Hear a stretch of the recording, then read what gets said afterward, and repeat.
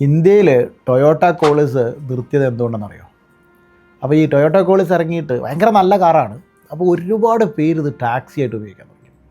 ഈ കൂടുതൽ പേര് ടാക്സി ആയിട്ട് ഉപയോഗിച്ചപ്പോൾ ടൊയോട്ടയ്ക്ക് തോന്നി അത് വലിയ നമ്പറാണ്. അപ്പോൾ ഈ ടൊയോട്ട കോളിസ് ഭയങ്കര ഡ്രൈവിംഗ് എഫിഷ്യൻസി ഉള്ള ഭയങ്കര സ്പേസ് ഉള്ളൊരു കാർ.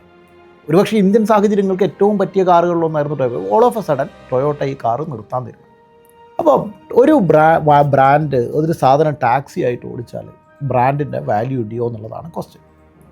സോ ഇപ്പോൾ ഇങ്ങനത്തെ ഒരു ക്വസ്റ്റ്യൻ വെച്ചിട്ട് നമ്മൾ യൂറോപ്പിലായിട്ട് ചെന്ന് കഴിഞ്ഞാൽ അവിടെ ബെൻസും മാത്രമേ ടാക്സി ആയിട്ട് പോകും. ഏറ്റവും കൂടുതൽ ഇപ്പോൾ ജർമ്മനി പോലുള്ള രാജ്യങ്ങൾക്ക് മെഴ്സീഡസ് മാത്രമാണ് ടാക്സി.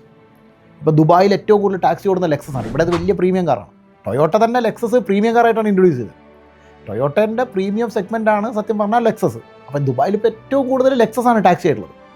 അപ്പോൾ സത്യത്തിൽ ടാക്സി ആയിട്ട് ഓടുമ്പോൾ ഒരു ബ്രാൻഡിൻ്റെ പ്രീമിയം നഷ്ടപ്പെടും. അതൊരു തെറ്റായ ധാരണയാണ്. ഇവിടെയാണ് നമ്മുടെ ഒരു പൊസിഷനിങ് സ്റ്റേറ്റ്മെൻറ്റിൻ്റെ പ്രോബ്ലം വരുന്നത്.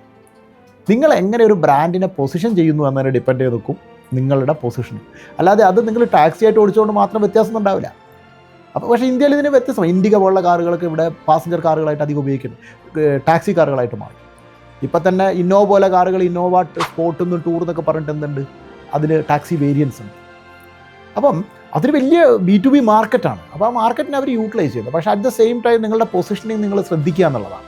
അപ്പോൾ പൊസിഷനിങ് എങ്ങനെ എടുക്കാൻ പറ്റും, അതിനെന്ത് സ്ട്രാറ്റജി ആക്കണം, ഇത്തരം കാര്യങ്ങളിലാണ് നിങ്ങൾ ഫോക്കസ് ചെയ്യുന്നത്. ടാക്സി ആയതുകൊണ്ട് അതിൻ്റെ ബ്രാൻഡ് വാല്യൂ ഇടിയും അല്ലെങ്കിൽ ഇങ്ങനെയാണ്, അങ്ങനെ നമുക്ക് ഒറ്റയടിക്ക് അതിനെ ഡിഫൈൻ ചെയ്യാൻ കഴിയില്ല എന്ന് എനിക്ക്